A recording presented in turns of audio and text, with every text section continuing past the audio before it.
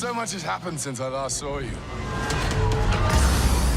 I lost my hammer, like yesterday, so that's still pretty fresh. Hello, Taika. Hello. How are you? Good, thanks, Audrey. Perfect. So, hello, Jeff. Hello. How are you? I'm very well, thank you. How are you? Oh, fine, thank you.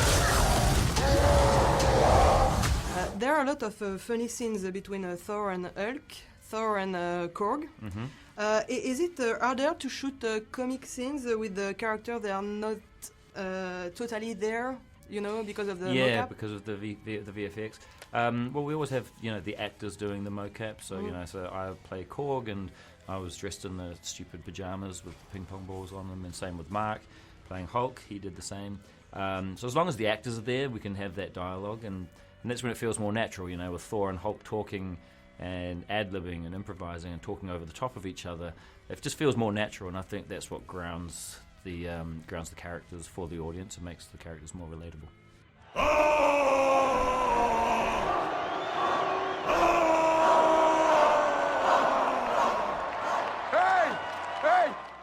You've played in classic science fiction movie, like, of course, Jurassic Park, Independence Day. How do you see the evolution of special effects in the cinema? Very good question. Well, I was watching a documentary about Steven Spielberg on HBO that's playing right now.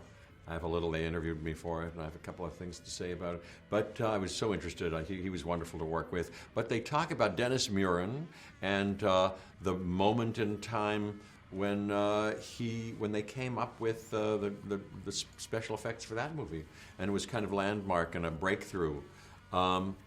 So I'm not really the person to ask, but since then, many things have happened, and they know how to make anything you can. I think somebody says in that documentary, smarter than I am about it, that anything these days you can think of, you can imagine, you can put in a movie, which is different than it was before. Of course, I liked some of those special effects, the way they did them, naively, primitively, back when Ray Harryhausen was doing them, and I know Wes Anderson, brilliant visual artist and cinema master, likes to use some stop-motion things. That's what he does in this next movie that I'm in. I have a part in Isle of Dogs.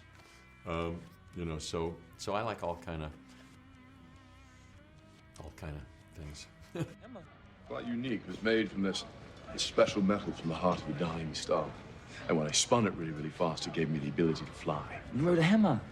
No, I didn't ride that. So yeah, you are Korg in the movie. It was your first experience with the mocap? It was my first experience, yeah. And I loved it. It was very liberating, actually. You don't have to worry too much about doing the perfect take, because I can take parts from, 5 different takes and make the perfect Korg performance. You never did the motion capture, right? The mocap. Did we do the motion capture? Yes, I think we did. What's that? I did a bunch of things on these couple of recent movies. Yes, I think we got into our outfits and put things on and had pictures taken of us all the way around. You know more about it than I do, so we did some of that stuff, made faces, and so they can do amazing things. They won't need me anymore. Do you think it's either the future for the cinema? It's I hope not. I don't want it to be the complete future. I mean, it's definitely in the future for cinema. It's a great tool when you need it.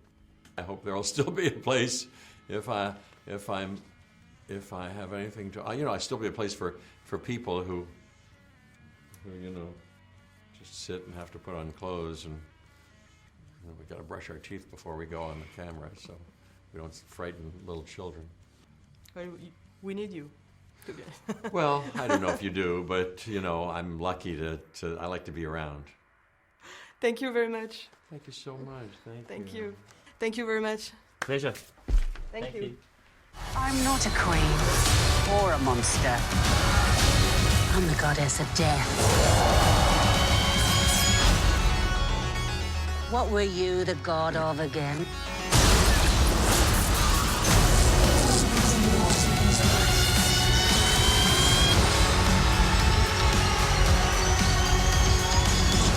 We're the same, you and I. Just a couple of hot-headed fools.